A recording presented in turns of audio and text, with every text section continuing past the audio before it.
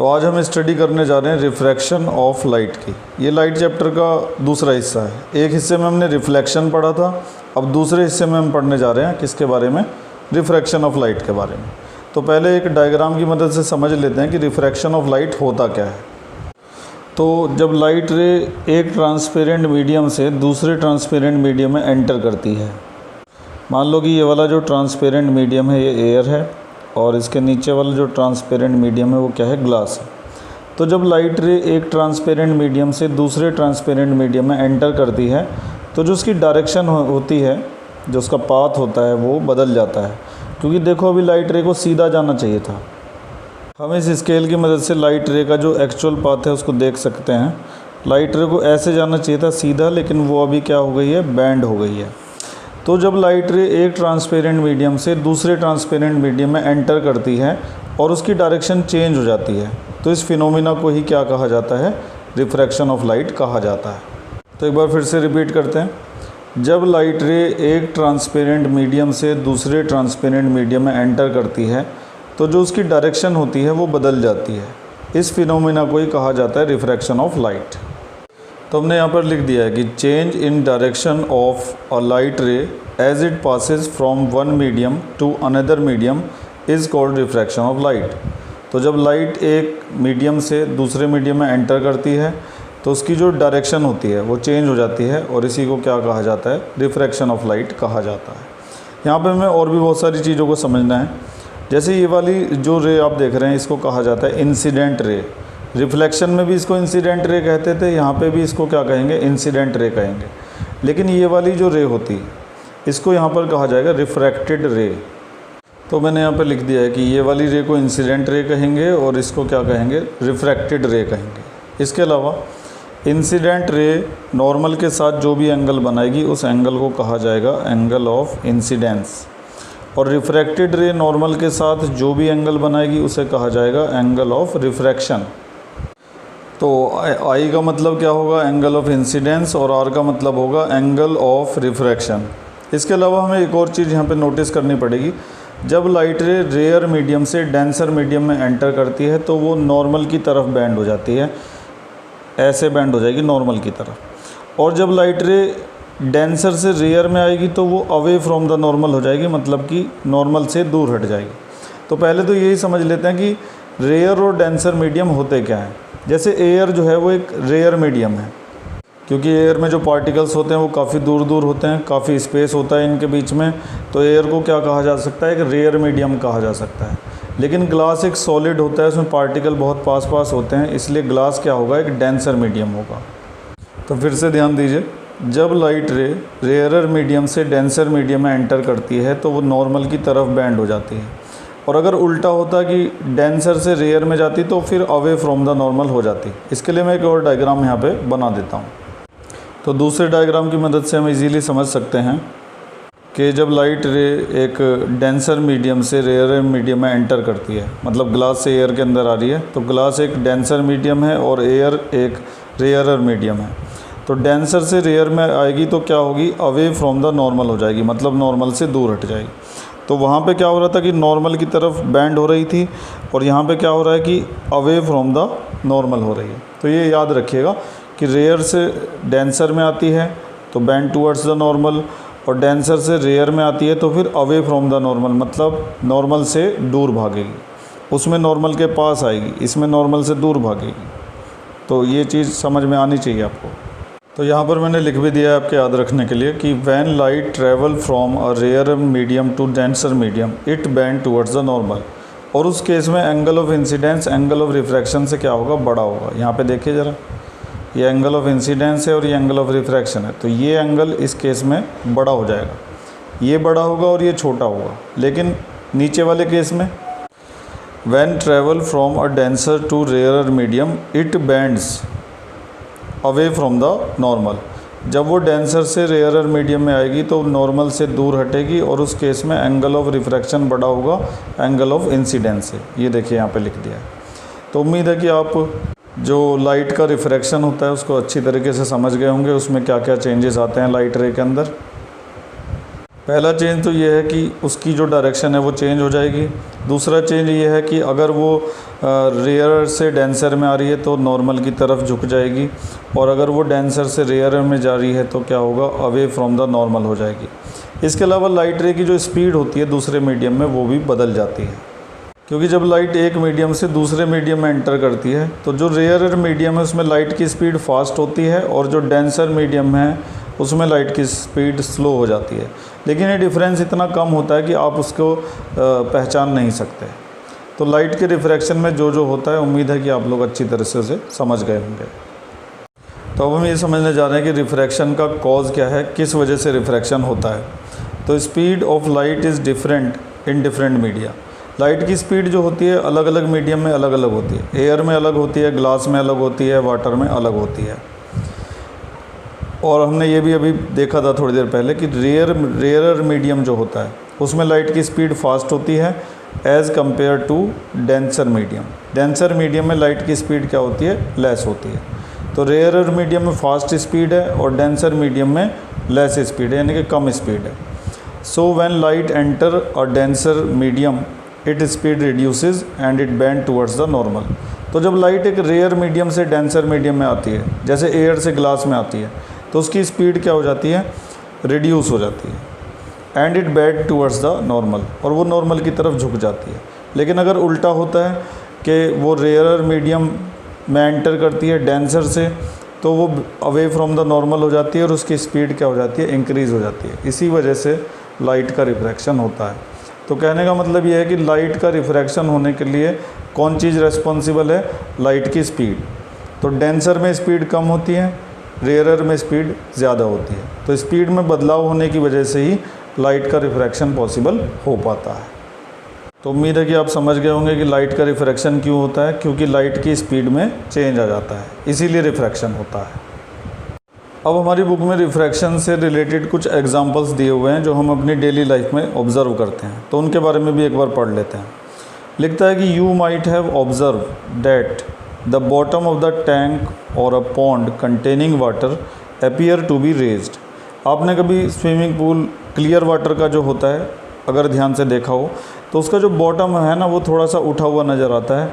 ऊपर से देखने में ऐसा लगता है कि स्विमिंग पूल की गहराई कुछ ज़्यादा नहीं है, लेकिन जब हम उसमें उतरते हैं तो उसकी असली गहराई का पता चलता है। ऐसा पॉसिबल होता है लाइट के रिफ्रैक्शन की वजह से। एक बार फिर से रिपीट करता हूँ, स्विमिंग पूल क्लियर वाटर का जो है उसका बॉटम हमें ऊपर उठा हुआ नज़र आता है, ऐसा लगता है कि वो ज़्यादा गहरा नहीं है, लेकिन जब हम स्विमिंग पूल में उतरते हैं तो उसकी असली गहराई का पता चलता है। यानी कि हम ऊपर से देखकर उसकी गहराई का अंदाज़ा नहीं लगा सकते, हमें वो कम गहरा नज़र आता है। ऐसा किसकी वजह से होता है, लाइट के रिफ्रैक्शन की वजह से। Similarly when a thick glass slab is placed over the printed matter. मान लो कि आप इस बुक के ऊपर अभी कोई ग्लास स्लैब रख दें कांच की, तो अगर हम अपनी बुक में ये जो हमें दिखाई दे रहे हैं ना लेटर्स, इसके ऊपर एक ग्लास स्लैब रख देते हैं तो ये लेटर जो है ना थोड़े से उठे हुए नज़र आएंगे। तो अभी मेरे पास ग्लास स्लैब तो नहीं है, लेकिन मैं इसकी मदद से आपको दिखा सकता हूँ ये कैसे उठे हुए नज़र आते हैं। ये देखो, नज़र आ रहे होंगे थोड़े उठे हुए, आपको लग रहा होगा। इसमें क्योंकि बहुत सारे ग्लास लगे हुए हैं इसलिए उतना अच्छा नहीं दिख पा रहा है, लेकिन अगर आप ग्लास स्लैब रखेंगे तो लेटर आपको थोड़े उठे हुए नज़र आएंगे। कुछ लेटर देखिए, जैसे हैव यू लिखा हुआ है यहाँ पे, तो वो उठा हुआ नज़र आ रहा है अपनी सरफेस से। कहने का मतलब ये है कि अगर हम इसके ऊपर एक ग्लास स्लैब रखें तो ये लेटर जो हैं अपनी जगह से उठे हुए नज़र आएंगे। ये भी किसकी वजह से पॉसिबल हो पाता है, लाइट के रिफ्रैक्शन की वजह से। इसके अलावा आगे लिखा है कि have you seen pencil partially emerge in water in a glass tumbler, it appear to be displaced at the interface of air and water. अगर आप एक पानी से भरा हुआ ग्लास लेते हैं और उसके अंदर एक पेंसिल रख देते हैं, इस एक्सपेरिमेंट की मदद से हम आसानी से समझ पाएंगे जो हमें बुक में बताया गया है। अभी ये जो पेंसिल है ना ये हमें बिल्कुल सीधी नज़र आएगी, लेकिन जैसे हम इसको पानी से भरे हुए ग्लास के अंदर डालेंगे तो देखिए क्या दिखाई देगा। अब हमें यहाँ पर ऐसे दिखाई दे रहा है, ऊपर पेंसिल अलग नज़र आ रही है और नीचे पेंसिल अलग नज़र आ रही है। ये हो रहा है लाइट के रिफ्रैक्शन की वजह से, क्योंकि ऊपर जो मीडियम है वो एयर है और इधर जो मीडियम है वो अंदर वाटर है और बाहर क्या है, ग्लास है। तो अलग अलग मीडियम होने की वजह से लाइट की स्पीड दोनों मीडियम में क्या होगी, अलग अलग होगी, और आपकी आंखों तक जो लाइट पहुंच रही होगी रिफ्लेक्ट होकर वो दोनों से अलग अलग पहुंच रही होगी, अलग अलग स्पीड से पहुंच रही होगी। इसीलिए आपको ये जो पेंसिल है यहाँ से अलग नज़र आ रही है और वहाँ से अलग नज़र आ रही है।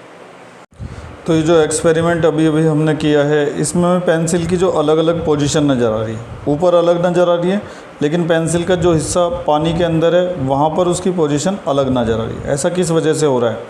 लाइट के रिफ्रैक्शन की वजह से, क्योंकि ऊपर वाले हिस्से में लाइट जो इसके ऊपर इंसिडेंट होती होगी और फिर रिफ्लेक्ट होती होगी वो सब एक ही मीडियम के अंदर हो रहा है, यानी कि एयर के अंदर। लेकिन जो नीचे वाला हिस्सा है उसमें क्या है कि लाइट पहले एयर से वाटर के अंदर आ रही है, फिर रिफ्लेक्ट होगी वाटर से, फिर बाहर निकलेगी और फिर किसके अंदर आ रही है, वो एयर के अंदर। तो क्योंकि यहाँ पर मीडियम चेंज हो रहे हैं और मीडियम चेंज होने से लाइट की स्पीड और उसकी डायरेक्शन दोनों ही बदल जाते हैं। इसी वजह से पेंसिल का नीचे वाला हिस्सा जो है वो हमें अलग नज़र आता है और यहाँ पर क्या हो रहा है, लाइट का रिफ्रैक्शन हो रहा है, इसीलिए ये चीज़ें हमें ऐसी दिखाई देती हैं। तो उम्मीद है कि आप समझ गए होंगे कि वो पेंसिल की जो अलग पोजीशन हमें नीचे वाले हिस्से में दिख रही है वो क्यों दिखाई दे रही है। तो एक्टिविटी 10.7 को इस एक्सपेरिमेंट की मदद से हम समझने की कोशिश करते हैं। इस एक्सपेरिमेंट में आपको कॉइन रखा हुआ दिखाई दे रहा होगा इस टब के अंदर। तो आपको क्या करना है, अपनी आंखें बिल्कुल साइड में यहाँ पर लगाते हुए कॉइन को ध्यान से देखना है और फिर उसको एक ही बार में पकड़ने की कोशिश करनी है। और आपका बकेट जितनी गहरी होगी उतना ही अच्छा ये एक्सपेरिमेंट हो पाएगा। अभी मेरे पास उतनी गहरी बकेट नहीं थी, तो अभी मैं इसको एक बार में पकड़ने की कोशिश करता हूँ। मैं अपनी आंखें यहाँ पे रखूँगा साइड में और कॉइन को देखूँगा और एक ही बार में उसको पकड़ने की कोशिश करूँगा, निशाना लगाने की कोशिश करूँगा। देखता हूँ मैं कामयाब हो पाऊँगा या नहीं। तो ये मैंने अपनी आंखें लगा ली हैं साइड में, मुझे कॉइन दिखाई दे रहा है। एक ही बार में मैं उस पर निशाना लगाता हूँ, उंगली मेरी बिल्कुल उसके ऊपर ही है, देखता हूँ सही बैठेगी कि नहीं। देखिए ज़रा, मेरी उंगली जो है उस कॉइन के ऊपर नहीं पड़ पाई। कॉइन साइड में है और मेरी फिंगर वहाँ पे है। एक बार में मैं उसके ऊपर अपनी फिंगर पुट नहीं कर पाया, तो मुझे कॉइन की पोजीशन सही नज़र नहीं आ रही थी जब मैं उसको साइड से देख रहा था। ऐसा लाइट के रिफ्रैक्शन की वजह से हो पा रहा था। लेकिन अगर आप बिल्कुल ऊपर से देखेंगे तो वो फिर परपेंडिकुलर हो जाएगा, तब आप शायद उसको एक ही बार में फिंगर अपनी उसके ऊपर प्लेस कर देंगे और जितना धीरे धीरे करेंगे उतना सही जगह पे पहुंच जाएंगे। लेकिन अगर आप साइड से करेंगे तो आपको कॉइन की सही पोजीशन दिखाई नहीं देगी। तो इस एक्सपेरिमेंट में भी क्योंकि बाहर मीडियम अलग था और पानी के अंदर मीडियम अलग था, तो दोनों अलग अलग मीडियम के अंदर लाइट रे ट्रैवल कर रही थी और जब रेयर मीडियम से डेंसर मीडियम में लाइट रे एंटर करेगी तो उसकी डायरेक्शन और उसकी स्पीड बदल जाएगी। इसी वजह से कॉइन की सही पोजीशन हमें बाहर से दिखाई नहीं दे रही थी, इसीलिए हम इसको एक बार में नहीं पकड़ पाए। उम्मीद है कि आप इस एक्सपेरिमेंट को अच्छे से समझ गए होंगे। अभी भी हमारी किताब में बहुत सारे और इंटरेस्टिंग एक्सपेरिमेंट दिए हुए हैं। एक और एक्टिविटी करने जा रहे हैं लाइट के रिफ्रैक्शन को समझने के लिए। हमारे पास ये एक कॉइन है और हम इसको इस भगोने के अंदर, खाली भगोना है, इसमें पानी नहीं है, इसके अंदर ऐसे करके रख देते हैं। तो अभी ये कॉइन हमें दिखाई दे रहा है, लेकिन जैसे जैसे हम इस भगोने से दूर हटते जाएंगे एक टाइम ऐसा आएगा कॉइन हमें दिखाई देना बंद हो जाएगा। अब कॉइन हमें यहाँ पे नहीं दिखाई दे रहा। अब हम किसी को कहेंगे कि वो जो पानी से भरा हुआ ग्लास है उससे पानी इसके अंदर वो डाल देगा। तो जब वो डाल देगा इसके अंदर पानी, तो ये जो कॉइन अभी हमें दिखाई नहीं दे रहा है ना, ये अचानक से दिखना शुरू हो जाएगा। तो अभी आप देख रहे होंगे आपको इस भगोने के अंदर कोई कॉइन नहीं दिखाई दे रहा। अब जैसे ही हम इसके अंदर पानी डालेंगे तो वो कॉइन हमें दिखना शुरू हो जाएगा। पानी डालिए,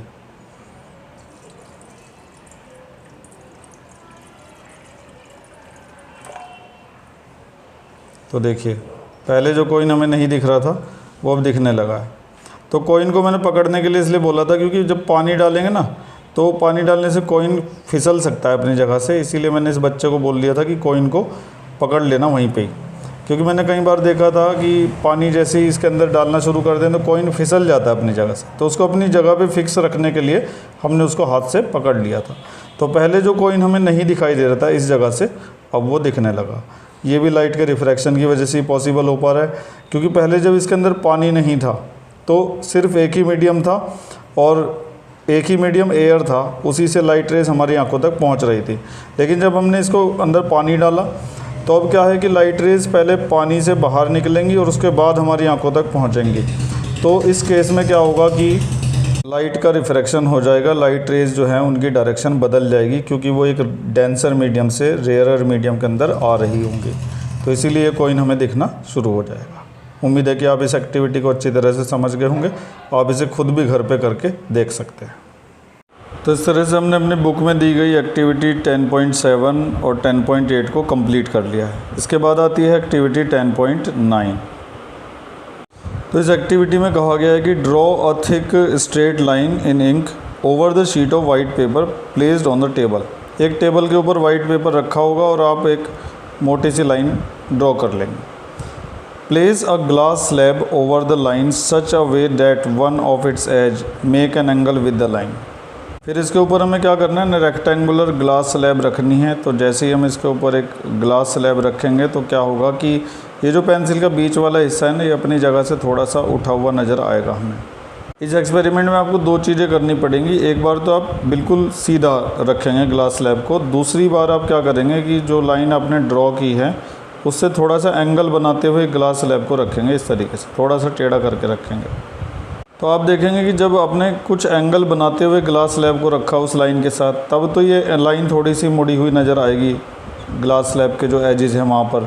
लेकिन जब ग्लास स्लैब उसके साथ परपेंडिकुलर होगी, मतलब 90 डिग्री का एंगल बना रही होगी, तब इसकी जो यहाँ से जो पोजीशन है उसमें आपको कोई ख़ास बदलाव नज़र नहीं आएगा। तो ये एक्सपेरिमेंट रेक्टेंगुलर ग्लास स्लैब के साथ करना है। ये आप अपने स्कूल में जो ग्लास स्लैब मिलेगी उससे बेहतर ये एक्सपेरिमेंट कर सकते हैं। अब हमारा अगला टॉपिक है refraction through the rectangular glass slab. तो ये जो रेक्टेंगुलर ग्लास स्लैब के साथ हम एक्सपेरिमेंट कर रहे थे, इससे हमें क्या क्या चीज़ें समझने को मिलेंगी वो देखते हैं यहाँ पर। चलिए खैर, तो समझते हैं कि ग्लास स्लैब जो होती है, रेक्टेंगुलर ग्लास स्लैब, वो लाइट रे को किस तरीके से रिफ्रैक्ट करती है। तो ये हमने यहाँ पे रेक्टेंगुलर ग्लास स्लैब रखी हुई है। जब इसके ऊपर लाइट रे इंसिडेंट होगी तो वो एक रेयरर मीडियम से आ रही होगी, यानी कि एयर से।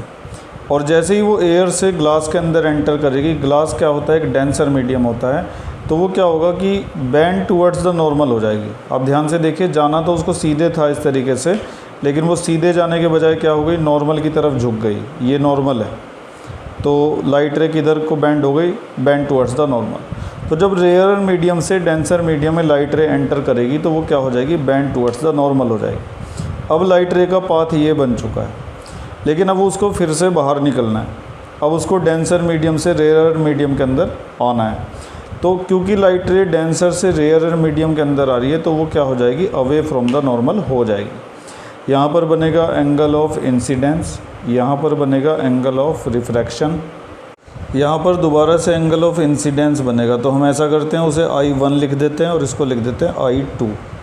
और उसके बाद यहाँ पे जो एंगल बनेगा उसे एंगल ऑफ रिफ्रैक्शन नहीं कहेंगे, उसे कहेंगे एंगल ऑफ इमरजेंस, और स्मॉल ई से क्या करेंगे, रिप्रेजेंट करेंगे। फिर से देखिए, इंसिडेंट रे नॉर्मल के साथ जो एंगल बना रही है वो है एंगल ऑफ इंसिडेंस। रिफ्रैक्टेड रे नॉर्मल के साथ जो एंगल बना रही है वो है एंगल ऑफ रिफ्रैक्शन। फिर से इंसिडेंट रे है यहाँ पे और ये नॉर्मल है, तो जो एंगल बनेगा वो एंगल ऑफ इंसिडेंस होगा। वो I1 था, इसे हमने I2 बोल दिया।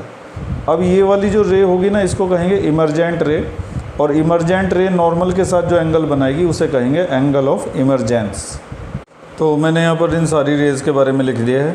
ये इंसिडेंट रे है, ये रिफ्रैक्टेड रे है, और ये कौन सी रे है, इमरजेंट रे।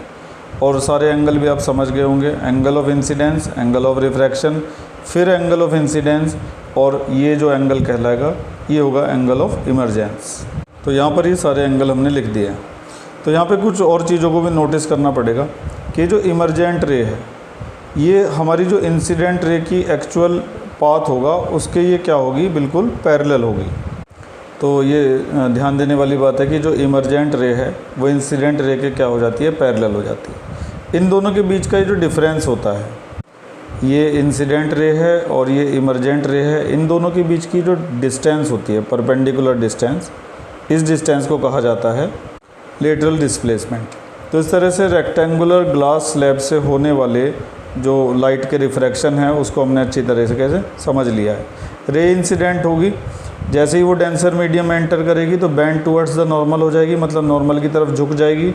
जब वो डेंसर से रेयरर मीडियम में एंटर करेगी तो वो अवे फ्रॉम द नॉर्मल हो जाएगी। कौन कौन से एंगल बनेंगे ये हमने देख लिया है। यहाँ पर हमने ये भी देखा कि ये वाली जो रे होगी जो बाहर निकल रही है इसको क्या कहेंगे, इमरजेंट रे कहेंगे। और ये वाली रे इंसिडेंट रे का जो एक्चुअल पाथ है उसके क्या होगी, पैरेलल होगी। इनके बीच की जो परपेंडिकुलर डिस्टेंस है उसे कहा जाएगा लेटरल डिस्प्लेसमेंट। तो अगर कभी एग्ज़ाम में आ जाता है रेक्टेंगुलर ग्लास स्लैब से होने वाले रिफ्रैक्शन को समझाने के लिए, ऐसे आ जाता है कि explain the refraction bye rectangular glass slab, तो आप एक तो ये डायग्राम बना देंगे ऐसे, या फिर जो मैंने आपको अभी बना के दिखाया है ये वाला डायग्राम बना देंगे और थोड़ा सा इसके बारे में आपको एक्सप्लेन करना पड़ेगा।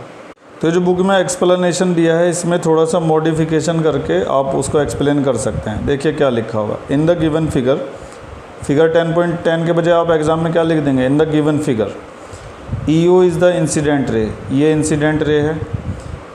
O dash is the refracted रे, H is the emergent ray, sorry O dash H कहाँ पर है, ये है, ये इमरजेंट रे है। इसके बाद लिखा है यू में ऑब्जर्व दैट, तो आप यहाँ पर लिख देंगे कि we may observe that emergent ray is parallel to the direction of the incident रे।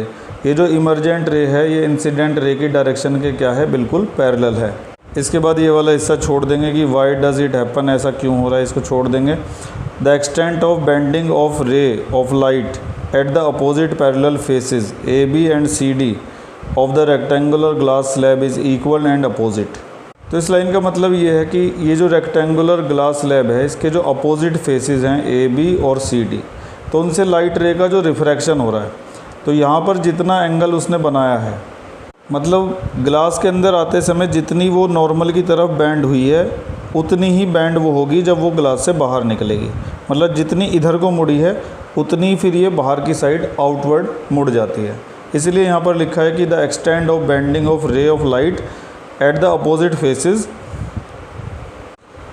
Of the glass slab is equal and opposite. ये ध्यान देने वाली बात है, इसकी जो बेंडिंग हो रही है वो इक्वल और अपोजिट हो रही है। मतलब इधर अंदर को मुड़ रही है और यहाँ पे जब बाहर वो निकली तो वो बाहर को मुड़ रही है, तो अपोजिट बेंडिंग हो रही है लेकिन इक्वल हो रही है। जितनी अंदर को मुड़ेगी उतनी ही बाहर को भी मुड़ेगी। This is why the ray emergence parallel to incident ray. तो जो इमरजेंस रे है वो इंसिडेंट रे के पैरेलल इसी वजह से होती है। तो एग्ज़ाम में आपसे अगर ये पूछा गया कि जो इमरजेंस रे है वो इंसिडेंट रे के पैरेलल क्यों होती है, तो आप उसमें ये पूरा लिख सकते हैं कि अपोजिट फेसेस से होने वाला जो रिफ्रैक्शन है वो इक्वल और अपोजिट होता है। जितनी अंदर को मुड़ेगी उतनी बाहर को भी मुड़ेगी, इक्वल बेंडिंग होगी लेकिन अपोजिट बेंडिंग होगी। इसमें अंदर को मुड़ रही है, उसमें बाहर को मुड़ती है। तो रेक्टेंगुलर ग्लास स्लैब के बारे में आप ये थोड़ा सा एक्सप्लेनेशन दे सकते हैं डायग्राम अच्छी तरह से बनाने के बाद। तो हमने अच्छे से समझ लिया है कि रेक्टेंगुलर ग्लास स्लैब से लाइट का रिफ्रैक्शन किस तरह से होता है और उसमें क्या क्या चेंजेस आते हैं। अब हमारे पास आगे पढ़ने के लिए है लॉज ऑफ रिफ्रैक्शन। तो लॉज ऑफ रिफ्रैक्शन में जो पहला लॉ है, the incident ray, the refracted ray and the normal to the interface of the two transparent media at the point of incidence all lie in the same plane. तो इसको हम एक diagram की मदद से समझते हैं। तो यहाँ पर हमने ये डायग्राम बना लिया है। तो इसमें आपको दिख रहा होगा ये इंसिडेंट रे है, ये रिफ्रैक्टेड रे है और ये नॉर्मल है, और ये जो पॉइंट आप देख रहे हैं इसको कहेंगे पॉइंट ऑफ इंसिडेंस।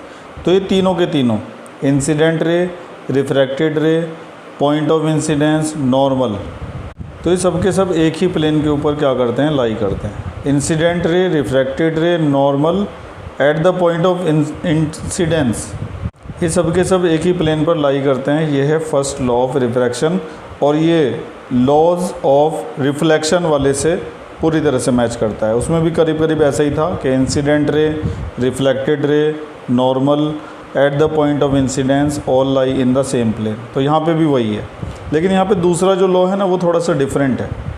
तो ये दूसरा लॉ है, ये थोड़ा सा डिफरेंट है, इसलिए इसको ध्यान से समझने की कोशिश करिएगा। The ratio of sine of angle, यहाँ पे ऑफ आएगा, the ratio of sine of angle of incidence to the sine of angle of refraction is constant. अब ये क्या चीज़ है, देखो एंगल ऑफ इंसिडेंस तो समझ में आता होगा और एंगल ऑफ रिफ्रैक्शन भी समझ में आता होगा। तो एंगल ऑफ इंसिडेंस की जो साइन निकाली जाएगी, ये वही ट्रिग्नोमेट्री वाला साइन है, इसी तरह से एंगल ऑफ रिफ्रैक्शन की भी जो साइन निकाली जाएगी, तो एंगल ऑफ इंसिडेंस की साइन और एंगल ऑफ रिफ्रैक्शन की साइन का जो रेशो है वो हमेशा एक कांस्टेंट होगा, और इस लॉ को स्नेल्स लॉ के नाम से भी जाना जाता है। फिर से समझ लीजिए, एंगल ऑफ इंसिडेंस का साइन, एंगल ऑफ रिफ्रैक्शन का साइन, दोनों का जो साइन है उसका जो रेशो होगा वो किसके इक्वल होगा, एक कांस्टेंट के इक्वल होगा। इसे स्नेल्स लॉ के नाम से भी जाना जाता है, और ये काफ़ी इंपॉर्टेंट है। एग्ज़ाम में ऐसे भी आ जाता है कि राइट द स्नेल्स लॉ, तो आपको ये सेकंड लॉ वहाँ पे लिखना पड़ेगा। तो एंगल ऑफ इंसिडेंस की साइन, एंगल ऑफ रिफ्रैक्शन की साइन का रेशो हमेशा एक कांस्टेंट होता है किसी गिवन पेयर ऑफ मीडिया के लिए, जैसे एयर ग्लास हो गया, एयर वाटर हो गया, वाटर ग्लास हो गया, कोई भी मीडिया हो गया, और लाइट भी किसी भी कलर की हो सकती है। तो ये थे लॉज ऑफ रिफ्रैक्शन, दो ही थे। इनमें से पहले वाला लॉज ऑफ रिफ्लेक्शन से थोड़ा सा मिलता जुलता था, तो उम्मीद है कि आप इसको समझ गए होंगे अच्छी तरह से। तो रिफ्रैक्शन के बारे में जितनी भी जानकारी हम ले सकते थे वो ले ली है। अब अगले लेक्चर में जो हमारा अगला टॉपिक होगा वो होगा रिफ्रैक्टिव इंडेक्स। ये भी काफ़ी इंपॉर्टेंट टॉपिक है, इसे हम अगले लेक्चर में ही देखेंगे। आज के लिए बस इतना ही। Thank you.